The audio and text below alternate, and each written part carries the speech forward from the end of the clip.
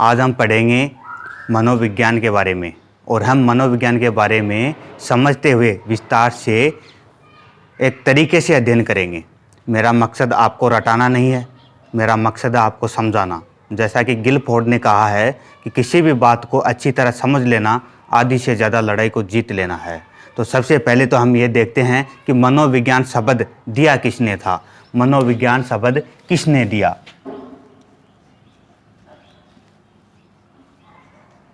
मनोविज्ञान शब्द आया कहाँ से? 1590 ईस्वी में रुडोल्फ गोइकिले ने एक पुस्तक लिखी थी। रुडोल्फ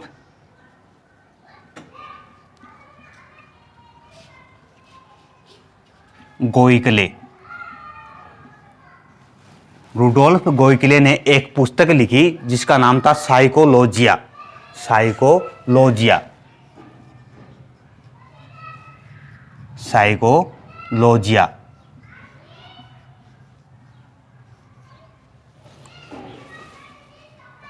यदि इंग्लिश में देखें तो PSYCHOLOGYA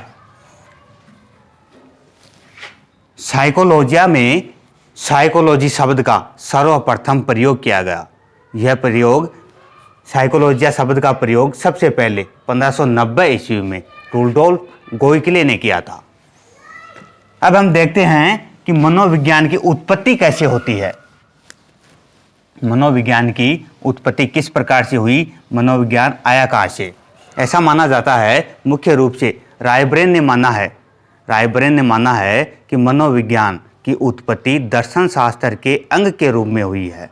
अब हम जानते हैं कि यह दर्शन शास्त्र क्या है। यदि जननी है, मनोविज्ञान की जननी दर्शन शास्त्र है, तो थोड़ा हमें दर्शन शास्त्र के बारे में जान लेना चाहिए।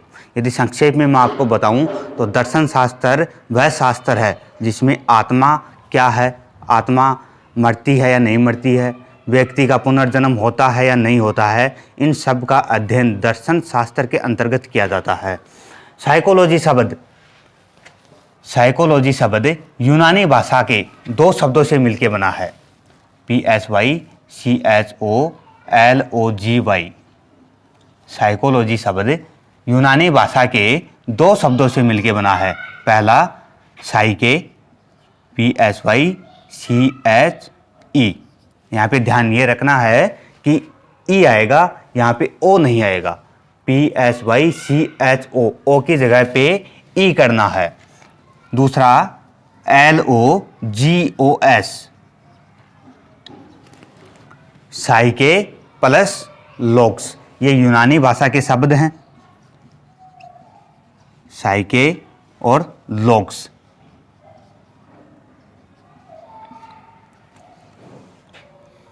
यूनानी भाषा का शब्द है। यूनानी भाषा को ही ग्रीक या ग्रीस भाषा भी बोला जाता है। ग्रीक या ग्रीस भाषा भी बोला जाता है। यूनान भूमध्य सागर के उत्तर पूर्व में छोटे छोटे द्वीपों के रूप में बसा हुआ एक देश है। इंग्लिश में यूनान को ही ग्रीक देश बोलते हैं और ग्रीक देश में जो भाषा बोली जाती है उसको ग्रीस भाषा बोलते हैं। इस प्रकार से साइके शब्द यूनानी भाषा का या ग्रीक भाषा का या ग्रीस भाषा का शब्द है। लोग शब्द भी यूनानी भाषा का, ग्रीक भाषा का या ग्रीस भाषा का ही शब्द है। कभी कभी हम इस बात को देख के कन्फ्यूज हो जाते हैं कि जैसे एक बुक में लिखा हुआ मिलता है यूनानी भाषा का शब्द है, एक में लिखा हुआ मिलता है ग्रीस भाषा का शब्द है, जबकि दोनों शब्द एक ही हैं, एक ही भाषा का ये नाम है। आगे हम देखते हैं कि मनोविज्ञान का अर्थ क्या होता है। मनोविज्ञान का अर्थ क्या होगा? यदि यूनानी भाषा में साइके शब्द का अर्थ देखें तो साइके शब्द का अर्थ होता है आत्मा। साइके शब्द का अर्थ होता है आत्मा और लोक शब्द का अर्थ यूनानी भाषा में होता है अध्ययन। यदि इन दोनों शब्दों को हम मिलाएंगे, आत्मा और अध्ययन, इन दोनों शब्दों को यदि मिलाएंगे तो साइकोलॉजी शब्द का अर्थ होगा आत्मा का अध्ययन। इस प्रकार से मनोविज्ञान का अर्थ हुआ आत्मा का अध्ययन। आगे हम देखते हैं कि मनोविज्ञान का विकास क्रम किस प्रकार से होता है। मनोविज्ञान प्राचीन काल से लेके वर्तमान समय तक किस प्रकार से आगे बढ़ती है, इसको हम एक क्रमबद्ध रूप से स्टेप वाइज स्टेप इसको समझते हैं।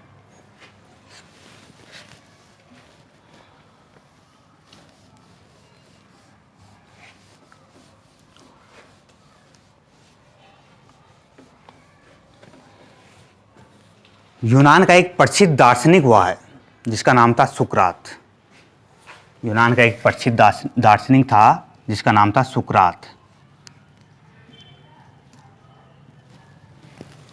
सुकरात ने माना कि हमें ईश्वर के बारे में जानने से पहले व्यक्ति के बारे में जानना चाहिए।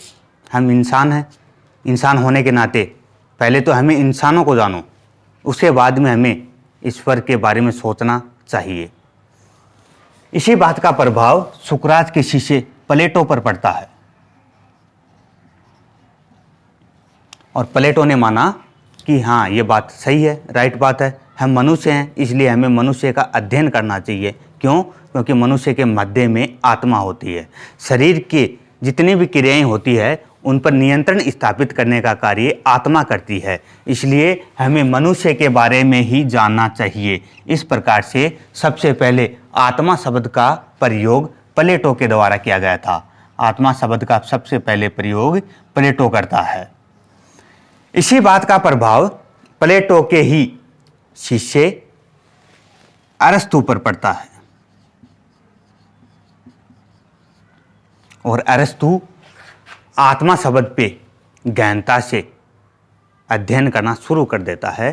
अरस्तु आत्मा के बारे में गहन अध्ययन करना शुरू कर देता है। इस प्रकार से सबसे पहले मनोविज्ञान की इस प्रकार सबसे पहले मनोविज्ञान की उत्पत्ति आत्मा के विज्ञान के रूप में होती है। आत्मा के विज्ञान के रूप में।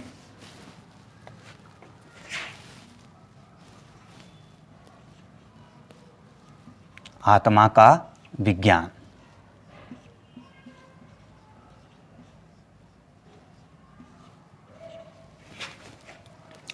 बहुत बार प्रश्न पूछा जाता है कि मनोविज्ञान को आत्मा का विज्ञान मानने वाले व्यक्ति कौन कौन थे।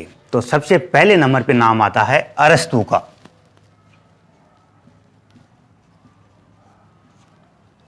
अरस्तु के बाद में दूसरे नंबर पे नाम आता है प्लेटो का। प्लेटो के बाद में एक और नाम आता है डेकार्ट।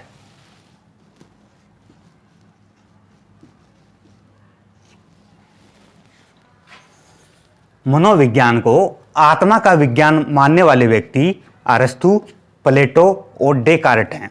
लेकिन ध्यान में रखने की बात यहां पे यह है कि अरस्तु शिष्य है, प्लेटो गुरु है। लेकिन यहां पे आप देखोगे तो अरस्तु का नाम पहले आता है, प्लेटो का नाम बाद में आता है। कोलसनिक ने यह माना है कोलसनिक ने यह माना है कि प्लेटो मनोविज्ञान का आदि जनक है। क्यों? क्योंकि प्लेटो ने ही सबसे पहले आत्मा शब्द का प्रयोग किया था। लेकिन शेष मनोवैज्ञानिक यह मानते हैं कि मनोविज्ञान का आदि जनक प्लेटो नहीं अरस्तु है।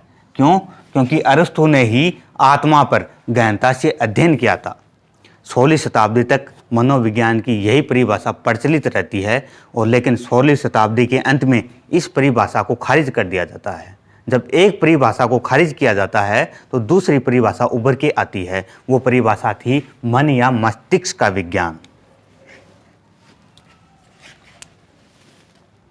मन या मस्तिष्क का विज्ञान।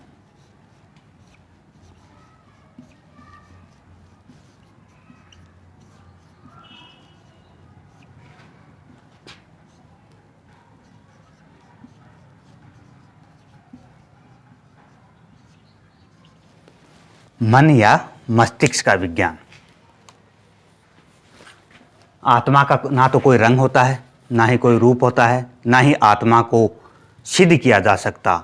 इस कारण आत्मा का विज्ञान यानी आत्मा के विज्ञान को खारिज करके मनोविज्ञान को दूसरे स्टेप में मन या मस्तिष्क का विज्ञान माने जाने लगा। और इसको मानने वाले व्यक्तियों में सबसे पहले नंबर पे आते हैं पोम्पोनोजी। पोम्पोनोजी। दूसरे नंबर पे जॉन लॉक। John lock.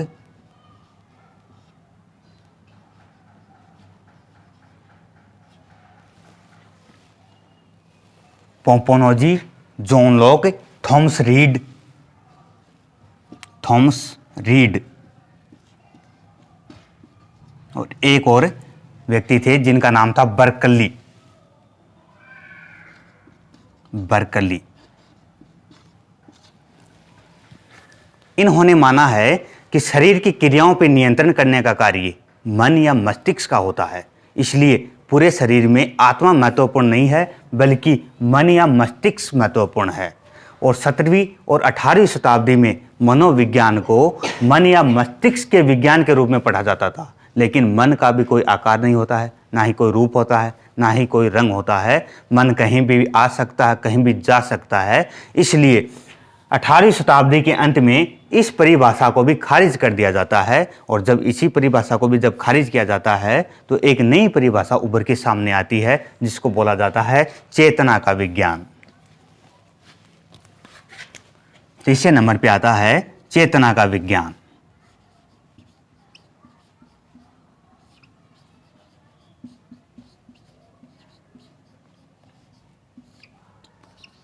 मनोविज्ञान को चेतना का विज्ञान मानने वाले व्यक्तियों में William Wundt, William Wundt, William James,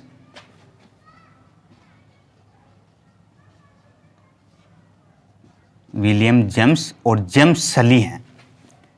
James सली।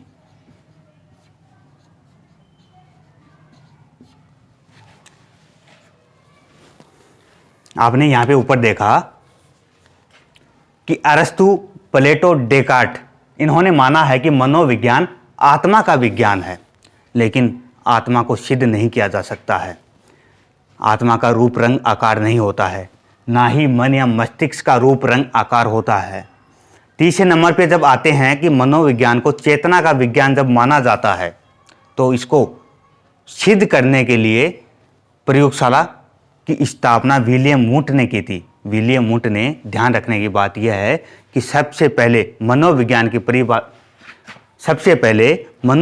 की प्रयोगशाला की स्थापना विलियम वुंट के द्वारा जर्मनी के लिप्जिंग शहर में की गई। मनोविज्ञान की प्रथम प्रयोगशाला की स्थापना विलियम वुंट के द्वारा जर्मनी के लिप्जिंग शहर में की गई। इसीलिए विलियम वुंट को प्रयोगात्मक मनोविज्ञान का जनक भी माना जाता है। लेकिन विलियम जेम्स को अमेरिका में मनोविज्ञान का जनक माना जाता है। क्यों? क्योंकि विलियम जेम्स ने मनोविज्ञान को दर्शन शास्त्र से अलग करके एक नया विषय बनाया था, जबकि अन्य विषयों में विलियम वुंट को मनोविज्ञान का आधुनिक जनक माना जाता है। लेकिन अंत में 20वीं शताब्दी में आते आते इस परिभाषा को भी खारिज कर देता है। क्यों? क्योंकि चेतना भी कई प्रकार की होती है, जैसे अर्धचेतन, अचेतन, चेतन। इसके अलावा विलियम वुंट और विलियम जेम्स दोनों गुरु शिष्य थे। इन दोनों में मतभेद होता है और ये अलग अलग जाके और दो नए संप्रदायों की स्थापना कर देते हैं। इसलिए इस परिभाषा को आते आते खारिज कर दिया जाता है। और चौथे नंबर पे आते हैं व्यवहार का विज्ञान। व्यवहार का विज्ञान।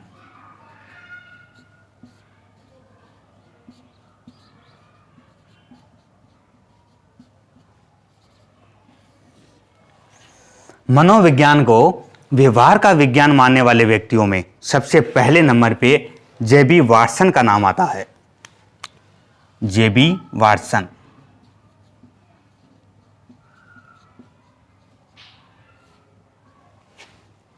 वुडवर्थ,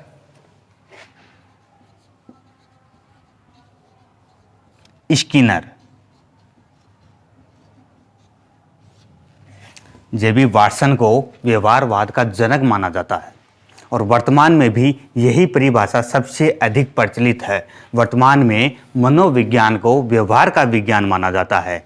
इसीलिए वुडवर्थ ने कहा है कि मनोविज्ञान ने सबसे पहले अपनी आत्मा का त्याग किया, उसके बाद में मनोविज्ञान ने अपने मन या मस्तिष्क का भी त्याग किया, इसके बाद मनोविज्ञान चेतना का भी परित्याग कर देता है और अंत में मनोविज्ञान व्यवहार का विज्ञान बना हुआ है। इस प्रकार से हमने मनोविज्ञान का विकास क्रम देखा। आगे की बातें हम करेंगे अगले वीडियो में। थैंक यू सो मच, धन्यवाद।